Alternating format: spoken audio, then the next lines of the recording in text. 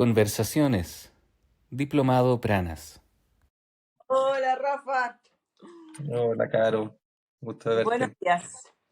Buenos días. Que sea un buen día para ti Igualmente. también. Oye, bueno, muy bienvenida a este espacio. Eh, es una conversación, ¿cierto? Para que nos cuentes un poco de, de lo que tú vienes haciendo con este tema de la ucronía. Pero Mm. bueno, pero antes de eso, no, me gustaría poder contarle a quien nos vea y nos escuche eh, algo de nuestro vínculo, cómo nos conocimos, y estaba pensando que nos conocimos hace casi 10 años, Rafa, ¿cierto? Sí, sí, No sé 2015, si fue 2016. 2000. Ah, tú tenías los mismos números que yo, 2015-2016, Sí, sí. que no sé bien cuál fue el inicio. No, en el 2015 creo que nos encontramos porque fue el primer diploma que ustedes hicieron. Claro, ahí nos conocimos en un rol en que yo estaba aprendiendo mucho de ustedes y en el 2016, como que ya con el diploma avanzado de ustedes, continuamos Ah, con el proceso claro, de conocernos y ahí creo que se fueron estrechando más los lazos porque teníamos hartas afinidades. exacto. Y desde ese año que venimos como encontrándonos en distintos espacios, en distintos roles, en distintos modos, modos amigos, modos aprendices, Exacto. modos de todo, ¿cierto?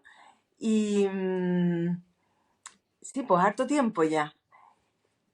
Y ahí nos conocimos, bueno, a partir de la narrativa, ¿cierto? Ese fue como el punto de encuentro, primero en el diplomado, y, y claramente, como tú dices, teníamos como varios lugares de encuentro que han permitido como sostener este vínculo en el tiempo y de distintos modos.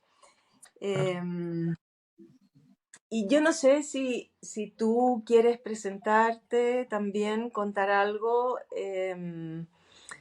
de lo que tú vienes haciendo, de tu trayectoria, porque yo me acuerdo y creo que eso fue parte del interés o de los lugares de encuentro, que tú estabas bien vinculado al tema de los derechos de las personas que han vivido con diagnósticos psiquiátricos, ¿no? Ese era Sí. como un lugar Un área.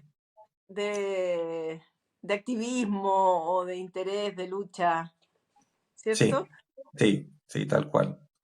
O sea, yo creo que lo que podría yo presentar de mí es como también el vínculo con ustedes y lo significativo que ha sido aprender de ustedes prácticas narrativas, porque yo aprendí con ustedes la práctica narrativa. Yo la había leído antes, había estudiado y conocía el trabajo de Michael White y David Epstein, incluso de otras como Shona Russell y lo había leído, pero como yo le comentaba y lo he comentado algunas veces con Ítalo también, es como esta posibilidad de encarnarlo y de situarlo en las conversaciones se dio mucho más cercano con ustedes y también para mí fue en mi búsqueda de gente con la que tuviéramos afinidades éticas, inquietudes parecidas, fue algo muy, muy bonito porque eso es un movimiento que he tenido por lo menos de mucho tiempo entre generar organizaciones, participar de ellas.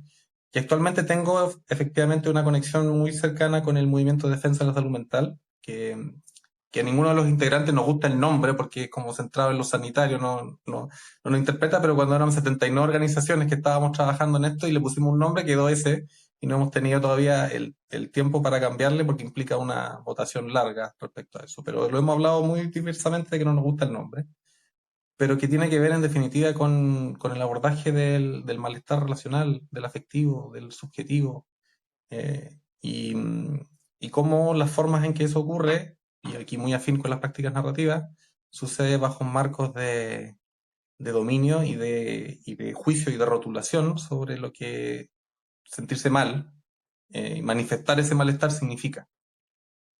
Entonces ahí tenemos efectivamente una afinidad. Y claro, yo dentro de estas búsquedas, dentro de estas inquietudes y dentro de estos titubeos y distracciones y a ir por un lado y otro buscando, me encontré con esta ucronía, con un nombre en realidad, que es un nombre extraño para algo que encuentro que es muy bonito, y que tiene que ver con cómo las historias pendientes nos invitan a construir historias posibles. Dicho en corto. Dicho en bien corto. Sí, sí. Eh, yo te veo medio pegado, Rafa. ¿Tú me ves pegado a Yo, mí o no? no, yo te veo súper bien a ti. Ah, entonces me tinca que puede ser tú. Eh, bueno, pero ya te despegaste. Ya. Ya no, porque estoy al lado del wifi, ¿eh? Ya. Claro, Eh, a mí me sale que estoy en 99% y tú en 88%. yo no veo nada de esos datos. Sí, Bueno, son como un porcentaje que aparecen ahí. tú dijiste, bueno, esa es dicho en corto, esto de la Claro. ucronía. Y si lo pudieras decir en un poco más largo, Sí, eh, por sí, favor, para te lo que puedo. no, sí, para que no, como invites a este mundo que te atrajo a ti y que te viene acompañando hace un rato ya. Sí, de hecho, lo puedo contar en una historia que me ocurrió incluso antes de conocerlo a ustedes, que digo que es una historia y en realidad cuando voy a contar la historia va a ser una pincelada de algo mucho más complejo, con mucha más densidad, con mucha más riqueza lo que voy a poder relatar. Incluso aunque sea una historia bonita, va a ser una historia más, no más dentro de la densidad de historias que habían en ese momento. Pero lo voy a poner así, dentro del ¿Ya? ejercicio psiquiátrico, digamos, de trabajar en salud mental, porque yo trabajé en espacios de salud mental. Una de mis primeras labores fue trabajar con la gente que las llamaban tener patología dual. Y el concepto de patología dual, para decirlo en corto, es personas que tienen un diagnóstico de un trastorno mental severo, que han sido diagnosticados con eso que se considera la esquizofrenia, los trastornos de personalidad, los trastornos orgánicos, son nombres psiquiátricos, ¿ah? Me estoy refiriendo a nombres psiquiátricos, no Sí, porque yo sí. los adhiera, sino para decirlo en corto. Y que además tienen un problema con consumo de sustancias. Ah, ok. Entonces, por eso lo llaman dual. Sí, Y, y nosotros en un proyecto que en ese momento CONACE, así se llamaba, lo que es Senda hoy día se llamaba CONACE, sí me acuerdo. eh, con un grupo, yo fui invitado a participar en un proyecto que tenía que ver con trabajar con esas personas porque CONACE, Senda hoy día no estaba trabajando con esas personas, no, y incluso sus programas como que tenían como criterios de exclusión, de discriminación diría yo, a que personas que tenían estas características no podían participar de los programas que ellos tenían. Ya. Entonces nos animamos con esta idea y uno de los primeros trabajos tuvo que ver con eso. Y bueno, empezamos a invitar gente que tenía distintas situaciones asociadas, pero que tenía estas características. Pero además había situaciones de estar en situación de calle, de haber pasado por la cárcel, de un montón de dificultades sociales que se aunaban en eso, tanto así que mucha gente en otro ejercicio de discriminación y exclusión llamaba que en realidad nosotros trabajábamos con población carcelaria en realidad. Era como lo que nos estaban diciendo, como de modo despectivo en realidad, o hablando de que esto era mucho más, era distinto al proyecto que nosotros habíamos planteado. Y a nosotros nos pareció súper interesante. Ahora, para proponer un proyecto uno tiene que trabajar con un marco teórico o con unas ideas que guíen la práctica, y en ese momento lo que había a la mano era el modelo transteórico del cambio, que era esta idea de que teníamos que trabajar con la motivación de la gente para convencerlas que nuestras motivaciones de rehabilitación del consumo y que tenían que ver con tomar medicamentos y hacer un tratamiento psiquiátrico eran las correctas. En definitiva, eso es lo que invitaba. Por eso que a las personas que no tenían esa motivación las llamaban precontemplativas, otra forma de catalogar, a las que estaban en proceso de pensarlo, contemplativas, y a las que estaban haciendo cosas para esto en preparación. Y a las que estaban actuando le decían estaban en acción. Pero era otra forma de calificar a las personas respecto a su... El círculo de ese, ¿no? Exacto. Sí. Exacto. De los estadios, como estadios de, Sí. de, de la motivación. Y que Eh, tenían que convencer que la motivación de ustedes era mejor que la de ellos. exacto. Algo así, ¿no? Exacto, ¿no? Y además que tenía estrategias como muy definidas para eso, como que tenías que ponerle una balanza decisional para que sopesaran las acciones y por supuesto lo que nos hablaba mucho es que cuando uno pone esa balanza decisional uno pone sobre qué es la decisión, no lo decide la persona sobre, sino que uno tiene que invitarla a que piense, oye, que bueno dejar el consumo, no es bueno, tenés que poner en la balanza decisional esos temas o dramatizar los efectos, que era una práctica también dicha muy bien, dramatizar los efectos que tiene continuar en el consumo o dramatizar los efectos que tiene salirse del consumo. Eh, y claro, eso tenía, para mí, digamos, primero una cosa que cortaba la realidad como un trocito de su vida, como que dejaba una estrecha lonja de su vida para que nosotros abordáramos y que de eso habláramos. Y a mí me pasaba que la vida de las personas tenía múltiples cosas más, una multiplicidad de temas, de intenciones, de búsqueda, de situaciones complejísimas, y que todas requerían tomar decisiones o orientarse, tomar una postura respecto a ellas. Y a mí me fue pasando que las limitaciones de ese modelo se me hicieron cada vez más patentes, a pesar de que nosotros nos hemos invitado a trabajar con ellos. Y creo que ahí tuve mis primeros acercamientos a la ucronía de forma muy tanteando como, y un poco invitado por ellos, así como ellos se organizaron de maneras, planteaban, cuestionaban la terapia porque efectivamente tenían, y agradecían muchos espacios en que nosotros éramos capaces de escuchar y otros en los que los cuestionaban, pero ¿por qué esto? ¿Y a dónde vamos? ¿Y con qué tiene que ver esto? Que a mí me servía mucho, me encontré muy, muy útil en ese tiempo. Porque además que ellos, como se sentían parte del estatuto, digamos, ciudadano, ellos no tenían muchos pelos en la lengua para cuestionar lo que hacíamos o decir que esto sí les hacía sentido o por dónde íbamos, entonces también nos guiaban mucho en este proceso. Y Mm. cuando éramos capaces de escuchar y no ser guiados por las características del programa, creo que ahí aparecieron algunas ideas que para mí son muy valiosas y que yo se las debo a ellos. Después, años después, yo supe que esto se llamaba ucronía. Pero lo que fui haciendo, a diferencia del modelo planteador del cambio, es preguntarle, con toda la complejidad que tenía, sobre distintas situaciones que ellos tenían y que se les avecinaban o que tenían en su vida y que para ellos eran significativas, cómo sería caminar un camino, otro u otro. Los que tuvieran, Ah, es como imaginar ese camino. Y le fui preguntando como si tomas este camino como en 10 días, de forma muy torpe en ese tiempo, pero si tomas este camino en 10 días, ¿cómo va a estar tu situación? ¿Qué te voy a ver haciendo? ¿Qué vamos a conversar? No sé, primero en 10 horas, en 10 días, luego en 10 meses. Si le das continuidad a esta idea, ¿cómo va a ser para ti? ¿Qué va a estar pasando? Pero háblame de todo lo que va a estar pasando. Y que entonces le preguntaba por todas las cosas, empezábamos a situar ese posible camino en las conversaciones. o sea, Y no solo el consumo, por ejemplo. no, no, o sea, yo le explicaba, decía, porque yo también era un poco contrario a esa lógica del programa, le decía, el programa le interesa esto es lo que quiere el programa. Pero a mí me interesa saber qué quieres decir tú, porque si nos vamos por este camino y dejas de consumir, ¿qué está pasando en tu vida? ¿Qué significa eso? Pero también, ¿qué significa seguir en situación de calle? O qué significa que tú quieras, digamos, alejarte de una relación que estás teniendo porque te está llevando por lugares que no te gustan, o un montón de decisiones que hay en el camino y que las Mm. empezábamos a proyectar. Yo llamé en ese momento a eso caminando decisiones o decisiones variantes en el tiempo. Y Ya, creo que fue mi primer acercamiento con esta práctica en esas conversaciones.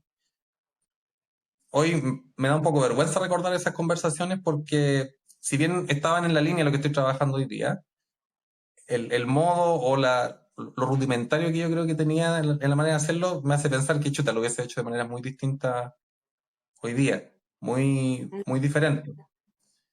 Pero no puedo dejar de desconocer que ese fue un comienzo de esto que estoy hablando como cronía.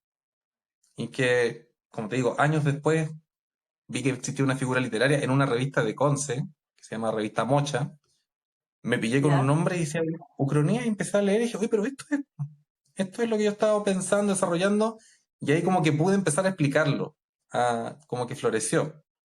Y debo decir que conocer las prácticas narrativas fue muy enriquecedor para esto por la forma de entramar, la forma de darle trama a las historias posibles. Fue Mm. muy, muy, muy enriquecedor en ese sentido. no sé si con eso cuento un poquito más porque tiene que ver, nuevamente, son Sí, historias pendientes que dan vida a historias posibles. Entonces, sí, cuando hablamos con estas personas sobre si alejarse o no alejarse de una relación que estaba teniendo, que estaba haciendo difícil, lo que lo invitaban, preguntábamos, bueno, ¿qué te hubiese gustado en tiempos pasados, en decisiones parecidas que has estado? Porque empezamos a ver decisiones parecidas, ¿qué te hubiese gustado tomar como postura? ¿Qué crees que te hubiese cuidado? Sin desconocer que en ese tiempo, cuando tomaste esa decisión, tenías otros datos, otra información, otro modo de situarte en el mundo, pero que hoy día sientes que eso te hace cuestionarte. Y entonces, lo que estaba pendiente, o lo que en esa respuesta había quedado pendiente en su momento, aparecía en las conversaciones y nos permitía construir historias posibles, de distintos tipos, que cuidaban otras cosas. Y ahí preguntarnos por qué es lo que era cuidado en cada posible camino, qué permitiría sostener un camino así, eh, a quienes le rendiría tributo, a qué ideas, cuáles son las ideas valiosas que uno quiere cuidar en eso. Y eso fue un proceso, digamos. Como te digo, la posibilidad de entramarlo como lo entramos ahora no existiría, creo yo, si no hubiese podido situar las prácticas narrativas como lo hice con ustedes. Entonces entiendo que es un aporte, pero el como, aporte de ellos del comienzo también es fundamental. sí, pensaba, Rafa, como, bueno, uno, eh, para haber escuchado ese aporte, el de ese grupo, em, como qué requirió de ti eso, porque en tanto profesional que está trabajando con personas en este ámbito de salud mental, no necesariamente se está como en la disposición de, de que los usuarios eh, guíen procesos o den ideas, ¿no? Se supone que es el profesional el que tiene que estar como, estoy hablando en una comprensión tradicional o más corriente, Mm, ¿no?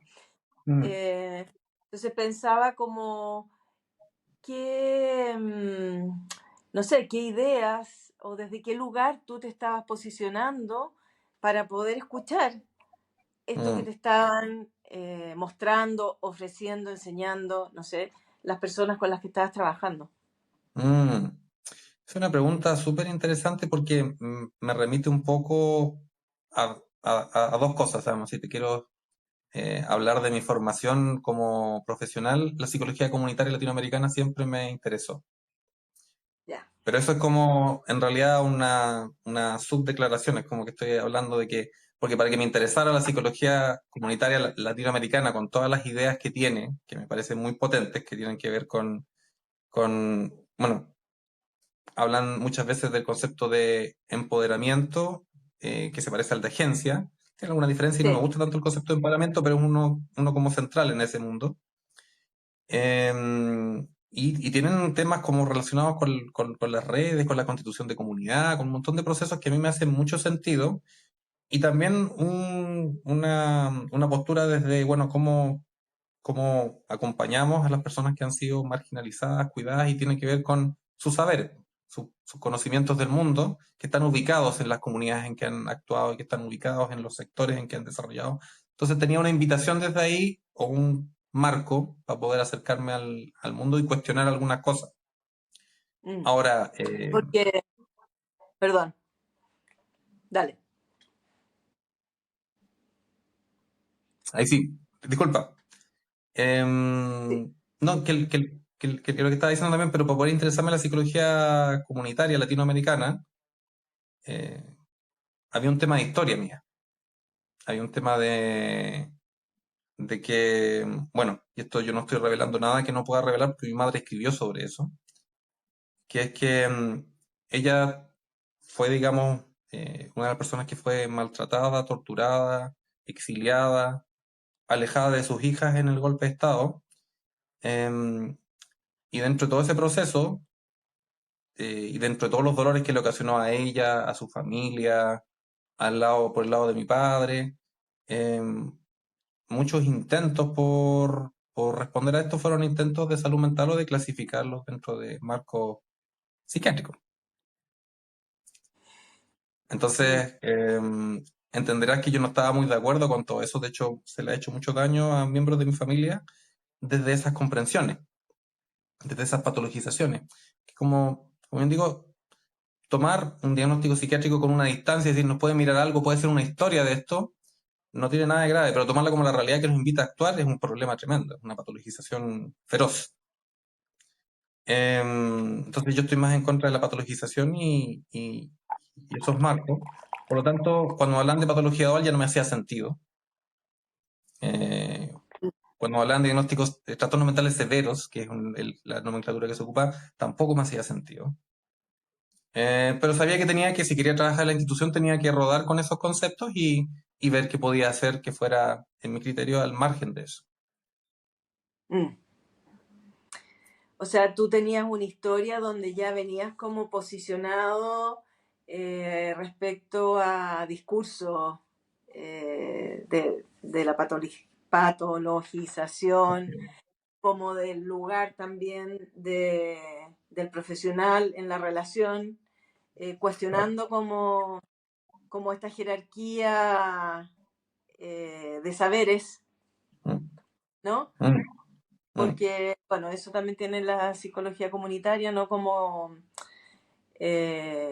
desnaturalizar muchos discursos que están instalados y naturalizados, ¿no? Como ese cuestionamiento, creo que esa parte también es como bien importante.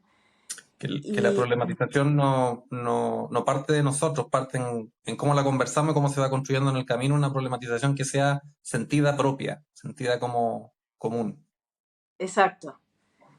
Eh, y, y tú decías que como que la narrativa te, te ayudó como a articular la narración, algo así, no sé si está bien dicho así. Mm, Yo encuentro que está bien dicho, digamos, porque, claro, yo en el tiempo que te hablaba, en ese tiempo en el cual yo pude entender estas ideas y hacer esto de los caminos decisionales o caminando decisiones, en ese periodo mi posibilidad de entramarlo era bastante pobre, por eso digo que lo leo como con vergüenza ese periodo, a pesar de que era un germen de algo, mm, porque la riqueza de la trama, de seleccionar eventos, se perdía un poco y era un poco artificial, era como decían 10 días, cómo estarían, y muchas veces la gente no me hablaba tanto, y yo le empezaba a preguntar cosas, cómo te sentías, qué pasa, pero había mucha riqueza que yo podría haber desarrollado en esas etapas y que, como te digo, me da gusto mirarlo con vergüenza, sí, debo decir, porque creo que es lo que me anima a decir, bueno, algo estoy haciendo hoy día que es un poco distinto y que me permite hacer un poquito más de lo que estaba haciendo allá. todo tiene que partir de algo, además, ¿no? Como los intentos parten. Hay una canción de Citarrosa que dice, crecen desde el pie. O sea, no puedes llegar eh, a esto cosa como que tienes ahora, armado ahora sin haber partido de Sí, esos bosquejos más rústicos o, sí, sí. sí. A mí siempre me hubiese gustado poder agradecer, porque por ejemplo a mi madre yo he podido agradecerle explícitamente, a la psicología comunitaria latinoamericana le he podido agradecer, a ustedes también, pero nunca he podido agradecerle a las personas con las cuales yo empecé a hacer estas prácticas. Mm, Por un lado, porque ellas nunca han autorizado que yo hable de su nombre, de su experiencia y todo. Y porque como muchos han estado en situación de calle, a veces perdimos el contacto. Yo me contactaba por teléfono con ellos, algunos incluso los invité a algunas formaciones que hacían un diploma antes, tiempo atrás, pero siento que ha sido el agradecimiento más pobre que he podido dar por el aprendizaje que tuve en ese tiempo. No, y que efectivamente no, es fundamental. De la misma manera que mi historia con mi familia es fundamental, la historia con ellos es fundamental, la historia con ustedes, el haber conocido, por ejemplo, otras prácticas que son las dialógicas también ha sido muy mm, importante dentro de esto. Entonces, claro, siento que estoy en deuda con ese grupo de personas porque no he podido encontrar la manera, más que mencionarlos así de esta manera súper indeterminada y como un grupo de personas, no como personas específicas con las cuales he podido conversar, y con algunos mantener el contacto, que ha sido lo más que he podido hacer. Pensaba, Rafa, si es que cómo tú has podido incorporar eh, lo que ellas te enseñaron, bueno, que tú sabes quiénes son, Mm. eh, y el que tú estés como trayendo eso en tu quehacer, no sé si honra eso, ese Mm. vínculo y ese aprendizaje, y si eso sería una manera de agradecer también que le pueda como colaborar en las vidas de otras personas. Sí, yo creo que sería algo que les gustaría, pero aún así siento que es una historia pendiente Ah, y que me hace inventar historias posibles. ah, Siento que es una historia pendiente por ese lado. Ahora, el que yo he podido agradecer a mi madre no significa que la historia con ella esté saldada, está pendiente. Hay muchas cosas de justicia que están pendientes que también me movilizan. mm. Eh, y, por ejemplo, lo que estamos construyendo con ustedes también es una historia pendiente porque no sé cómo vendrá, pero me moviliza estar aquí hoy día y algo estoy intentando hacer por honrar también lo que aprendí con ustedes. Eh, Sé que no es suficiente, pero algo se intenta. Y creo que eso también es testimonio de esto, pues de las ucronías posibles o de los caminos posibles. Como que ahí se van inventando cosas que no se inventaban antes si no estuviéramos con esa sensación de que está pendiente. Y justo de eso te quería preguntar un poco, pensando en que, bueno, tú vas a compartir de esto en el encuentro que tengas con quienes participen en el diplomado, y un foco que nosotros hemos querido poner durante todo el tiempo que hemos hecho el diplomado es como lo práctico, ¿no? O sea, que pueda traducirse en una práctica, que pueda influir en el quehacer concreto con las personas, ¿no? Lo que hacemos. Entonces, te quería preguntar de eso, cuando tú empezaste, bueno, esto de ver estos caminos alternativos, no me acuerdo cómo que le decía, caminos algo, Decisionales, como eso. caminando Bueno, decisiones. y ahora que estás ya claramente como has desarrollado una manera con esta idea de la ucronía, pero yo pensaba en qué se traduce para las personas con las que trabajas, o cómo se traduce esto de poder imaginar y conversar y enriquecer caminos posibles Mm, en su vida concreta, ¿no? claro. ¿Cuál es el efecto que tú ves? ¿De qué manera esto colabora con el movimiento que ellas puedan hacer en las direcciones que quieran, preferidas, digamos, para ellas? Claro. Mira, esa es una pregunta bien, yo no sé si voy a alcanzar a contestarla completa, pero en términos prácticos, ¿No? lo que yo he podido sistematizar o ordenar de estas ideas que estoy planteando son como tres modos de acercarse a las ucronías. Tres caminos, por decirlo de alguna manera, a la construcción de ucronías con los efectos que las ucronías tienen, de ayudar a ir completando aquello que queda pendiente o hacer testimonios de respuesta frente a, a lo que ha sido, digamos, pasado a llevar en algún momento o no ha podido ser cuidado, como hoy día armamos historias posibles desde esas cosas que quedaron pendientes. Y, y en ese sentido creo que hay como tres caminos que he podido distinguir que tienen que ver con un camino más narrativo, basado en la estructura narrativa de la ucronía, que tiene una estructura bien interesante, como que lo que hace la ucronía es decir, bueno, en un punto de la historia, pasada, presente o futura, eh, la trayectoria que tú tienes puede cambiar. Podría cambiar, podría haber sido en ese pasado, podría haber sido en este presente, podría ser en ese futuro y puede cambiar la trayectoria de lo que estabas cuidando. ¿Y cómo sería eso? ¿Cómo nos preguntaría por eso? Por eso el concepto de punto de inflexión es bien interesante en un acercamiento narrativo a las ucronías. Mm, Em, y que se completa con la imaginación histórica, que para mí es una palabra bacanísima porque mezcla dos cosas que pareciera que no tienen que estar juntas, como la imaginación y la historia. Em, y la imaginación histórica lo que hace en definitiva es, a través del conocimiento que tenemos del mundo, proyectamos lo que podría ser. Entonces, esa es una forma de acercamiento y entender cómo nos podemos acercar a esas conversaciones con estos conceptos que son interesantes, punto de inflexión, imaginación histórica, y traerlos a una conversación es una cosa práctica. Yo puedo ayudar a las personas a acompañar en el proceso de que esas imágenes tengan continuidad y tengan una imaginación. Esas imágenes, por ejemplo, ahorita lo ha acuñado en un momento el término imágenes denuncia, como que denuncian algo. mm, ¿Cómo esa imagen sería también, al hacer una crítica, al denunciar algo, la contraparte, lo que anuncia algo que es posible de hacer, algo que sería distinto, algo que es una comprensión del cuidado? ¿Y cómo nos imaginamos prácticas de cuidado o cuidándonos nosotros o generando prácticas de mutuo o de reciprocidad asociadas al cuidado que nos permitan decir, bueno, esta historia va a ser distinta?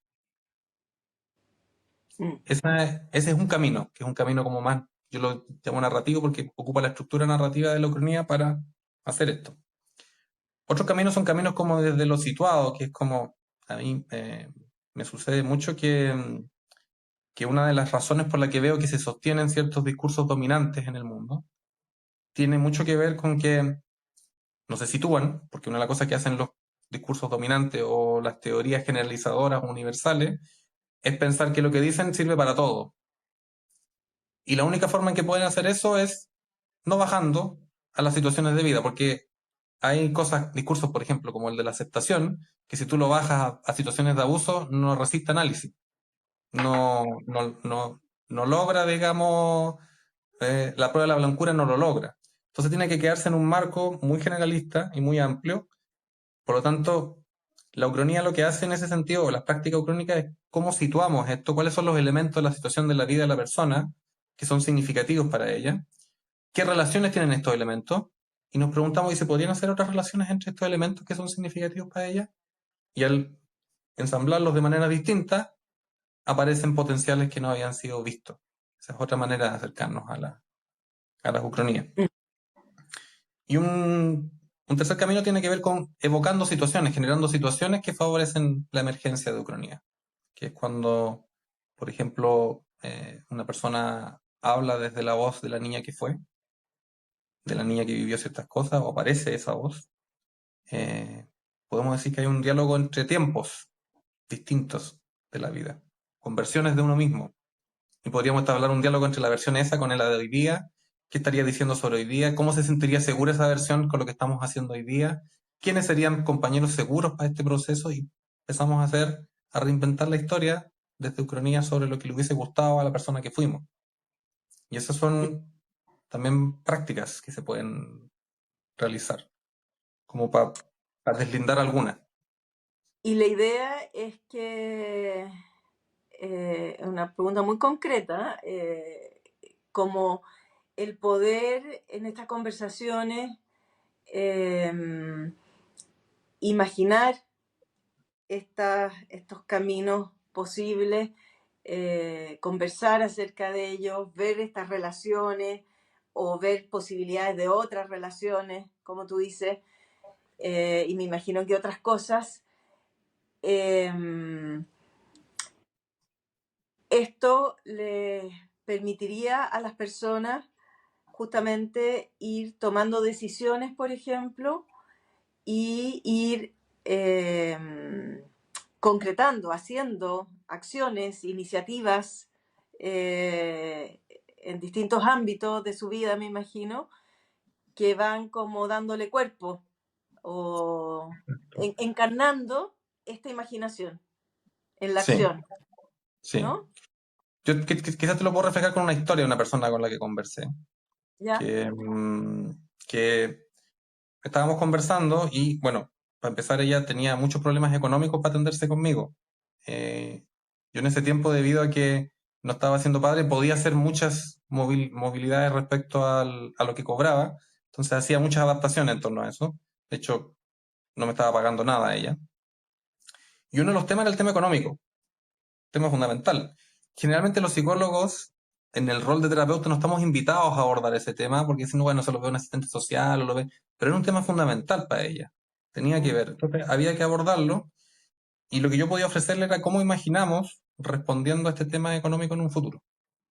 Y lo que tuvimos que hacer era mirar todos los elementos, su situación, su hijo, el ser madre soltera, lo que ella llamaba dificultades y capacidades de su hijo sobresaliente, un montón de elementos y una historia, digamos, de haber sido hija de alguien que fue asesinada en el golpe de estado de su país, un montón de historias difíciles que yo me fui preguntando un poco y conociendo cómo ella respondió a esas historias, cómo sobrevivió. Y en ese ejercicio empezaron a aparecer elementos que ella les decía como que no existían nada, pero era como elementos como que ella aprendió muchos idiomas porque fue por muchos países. Ah, qué interesante.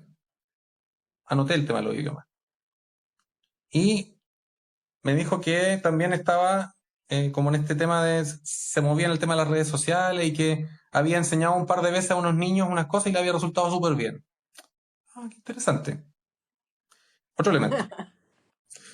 Y de repente empezamos a hablar sobre esto y indagué más sobre este tema de los idiomas, su relación con él, lo mucho que le gustaba y lo mucho que quería aprender nuevos idiomas, pero me dijo, pero no tengo plata, no puedo hacer nada. Le dije, y bueno, ¿y qué experiencias tienes tú de cómo te enseñaron sobre idiomas? Y se empezó a abrir el tema de que podía enseñar ella idiomas. ¿Y qué fue lo valorado? Y empezó a situarse y empezamos a imaginar cómo sería ese camino de enseñar idiomas y qué efectos tendría. Y uno de los problemas que tenía era cobrar. Porque le costaba mucho cobrar por lo que hacía, porque encontraba que era tan natural y salía, mucha gente se lo agradecía. Entonces empezamos a conversar sobre eso. ¿Qué significaría? ¿Para quiénes? ¿A qué estaría cuidando en ese proceso? Y empezó a situarse respecto a esto, a posicionarse en torno a esto, y empezó a dar paso. Incluso una de nuestras conversaciones fue, bueno, si sigues en este camino, ¿cómo sería hablar con una versión tuya en 4 meses más? Y hablamos como si estuviéramos hablando con esa versión de ese tiempo. Y me contó muchas cosas que después vimos que de a poquito se fueron realizando, no exactamente como las contó, pero fueron pasando algo de esto, porque ella lo fue intencionando, ella fue Mm, orientando su voluntad hacia allá. mm, Ese es un ejemplo totalmente, de las posibilidades que tienen conversar de esta manera. sí. Y tú hablaste de la imaginación histórica. Sí. Y entiendo que la imaginación histórica, yo no sé realmente lo que es, pero lo que me imagino es que es una imaginación de alguna forma situada, ¿no? Como que está anclada en el conocimiento de la historia, ¿no? Como que por alguna parte asume cierta continuidad o algo, ¿no? Mm, Eh, como que, no sé, si toda la vida he sido más o menos de tal manera, mañana no voy a ser radicalmente otra, posiblemente, ¿no? claro, hay otro concepto ahí dentro de la narración de Ucrania que hace interesante esto, que es el de reescritura mínima. Cuando Ya, uno reescribe una historia no puede reescribirla toda, porque eso entra dentro del mundo de la ficción y la fantasía. exacto. Como que esta imaginación eh, no es acerca de cualquier cosa, no es esa fantasía, digamos, ¿no? No nos vamos a imaginar que voy a estar volando y con superpoderes de no sé qué, sino que es una imaginación que, que me conoce, Claro. digamos. Está muy, muy bonito como lo dijiste, claro. Es una imaginación que te conoce y que incluso te conoce a partir de ti mismo, Claro, y sí, de tu experiencia. Y que incluso cuando se refleja eso uno ve cosas que siempre ha visto, pero que a veces quedan desapercibidas, como me pasó con una persona que estaba convencida que tenía que acabar con su vida, tenía que hacerlo. Era como la única forma de darle alivio a su familia, era su concepto. Y cuando empezamos a posicionar la conversación en torno a, bueno, ¿cómo ha sido para su familia las pérdidas de la vida? Cosa que él sabía, era un conocimiento de vida. le empezó a cambiar el rostro porque esto que él pensaba que era darle alivio a su familia, en realidad era un montaje en el que estaba como viviendo, un montaje de su dolor, de su sufrimiento, de respuestas comunes frente a ese sufrimiento que él estaba viviendo, y él lo planteó así como, bueno, yo me monté esta idea, parece. Porque cuando empezaba a mirar lo que habían sufrido su señora y su hija respecto a pérdidas anteriores, ya no era tan darle alivio a su familia el ejercicio de acabar con la vida. Y Claro, entiendo entonces una imaginación que nos conoce a veces a pesar nuestro. a pesar nuestro. Exacto. Eh, Qué interesante. Sí, porque pensaba en que esto de que hay a veces, bueno, entre estos mismos enfoques de como psicología positiva o estos como querer es poder, como también estos discursos, ¿no? Que circulan mucho, o sea, tienes que desearlo y Mm, cosas, ¿no? decretarlo. Exacto. eh, que, que pueden generar mucha frustración, ¿cierto? Mucho dolor, mucha impotencia porque... Con respondido. exacto, ¿no? Porque la... Y no es lo mismo, no es lo mismo hablar, no se trata de eso, la ucronía, ¿no? De cualquier futuro posible, así como, sino que es anclado en este conocimiento. Sí, sí. Muchas veces me han preguntado sobre la relación entre la ucronía con la La terapia pregunta, centrada en las soluciones, por ejemplo, o con la pregunta del milagro. claro, Y yo le he comentado cuando me han contado que me parece que la pregunta del milagro es potencialmente muy peligrosa en los contextos en los cuales no está situada. Como que no tiene marco de experiencia o digamos, o de condiciones en que te pongan una varita mágica, después seas otra persona. Como que, exacto, como las señales de lo que sería diferente siempre tienen que estar situadas, porque si no, estamos colaborando en lo que yo he acuñado como montaje abismal, que es ya, como ser parte de estas generalizaciones que no se sitúan ni se ubican en la vida de las personas, sino que lo que hacen en definitiva es hacernos pensar que hay discursos que nos interpretan totalmente y que nos pueden leer en todos los términos y en todas las situaciones. Y que creo que eso es una descomplejización y una desituar y sacarle riqueza a la vida que tenemos las personas. Por eso yo siempre digo cuando cuento historias, la historia es mucho más compleja que esto. Es solo un pequeño detalle sobre esto que intenta alumbrar una parte de lo que pasó, pero la complejidad de las conversaciones que yo he tenido es mucho mayor. Y la vida de las personas es mucho mayor de lo que yo puedo relatar acá, más allá que puedan ser didácticas o entretenidas o incluso interesantes. claro. Si, cuando tú dices abismal, ¿me lo puedes traducir un poco? Sí, Montaje abismal. es que lo que pasa es que, bueno, esto es una cosa que yo acuño de las teorías de la decolonización, que hablan Sí, del concepto de abismal como que arma un abismo entre ciertas personas y ciertas entidades y ciertos cuerpos de separación, y que lo hacen en distintos niveles, eh, como por ejemplo el que yo piense que las características del hombre blanco, ario, digamos, son las que se va a traducir para el resto de las culturas que tenemos en la humanidad, es un acto de montaje abismal. Estoy montando que esas son las formas de vida y que no significa que esa forma de vida eh, blanca, heterosexual, aria, tenga algo que aportar en la conversación con la gente. Puede aportar algunas ideas, pero el dominio de eso y traducir todo eso al resto, eso es un montaje abismal. Como habrá situaciones de vida en la experiencia de las personas que se identifican como arias, blancas, heterosexuales, que pueden ser interpretadas por esos discursos, pero incluso en varias experiencias de la vida de esas personas que se consideran arias, que no son interpretadas por esos discursos mm, que no les da espacio. tampoco Entonces, caben ahí. tampoco caben ahí esas personas con sus vicisitudes e ideas e inquietudes fuera de ese marco. Ese para mí es un montaje abismal. Es como que tú montas que eso es, y se monta de distintas maneras, digamos, lo haces de tal manera que no se genere cuestionamiento o que se piense que no hay alternativa. La ilusión de alternativas, por ejemplo, es eso. El hacer como pensamiento mágico respecto al deseo y la voluntad también son formas de montaje. El decir que solo el presente es lo que vale, que el hoy y el ahora es lo único que define, o prácticas que tienen que ver con, que esta idea del presentismo ayuda mucho al tema de que los afectos, como los sentimos, son también la verdad última de las cosas. O todo lo que tiene que ver con decir que los hechos por algo hechos fueron, como que eso no pudiera ser cuestionado ni cambiado y que incluso sea resistido. Un montón de prácticas de montaje abismal que yo veo y que hacen que separan a las personas, incluso dentro de su propio cuerpo, dentro de su propia corporalidad, se sienten separados de cosas que cuestionan parte de ellos mismos. O sea, lo abismal es como lo infranqueable, como Exacto, algo así, ¿no? exacto, Mm. exacto. Y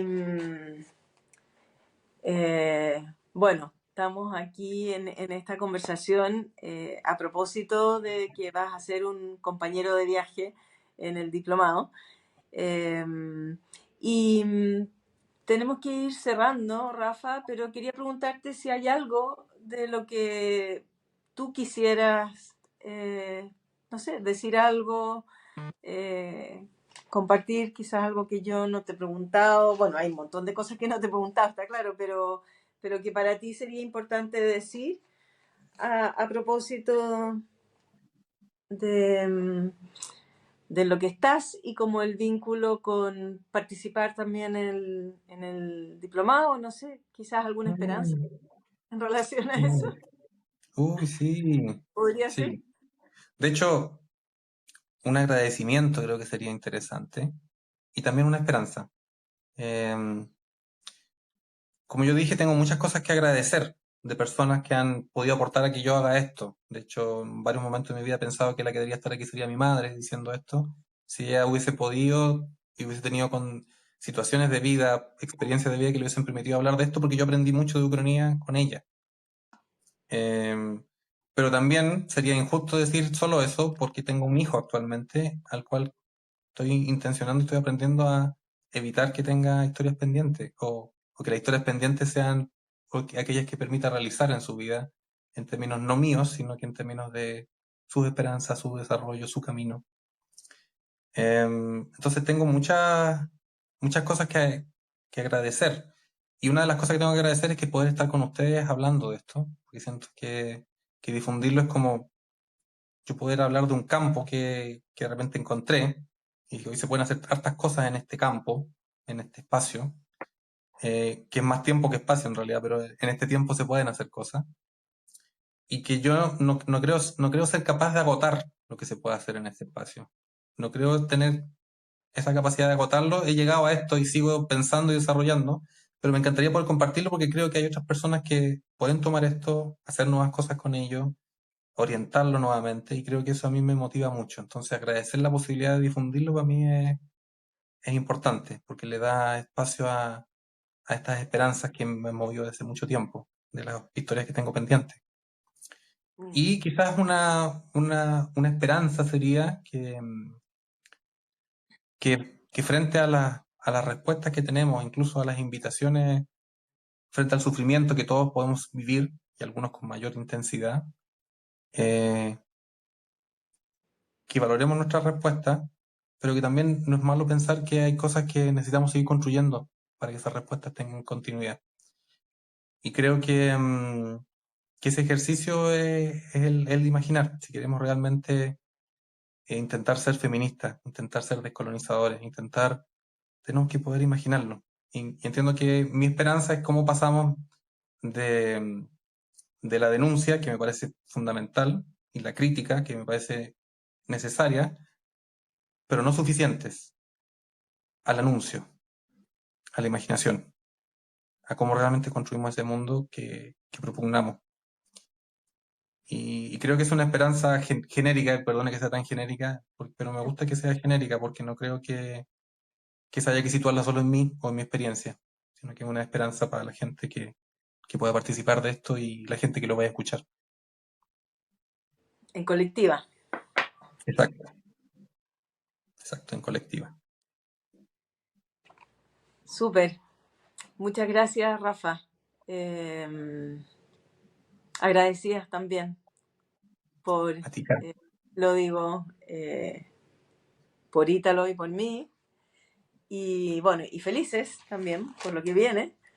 Ya estaremos conversando. Me imagino que, claro, abre la posibilidad de que otras personas escuchen y exploren esto y se lo apropien y lo junten con otras cosas que traen y se transforme también y siga.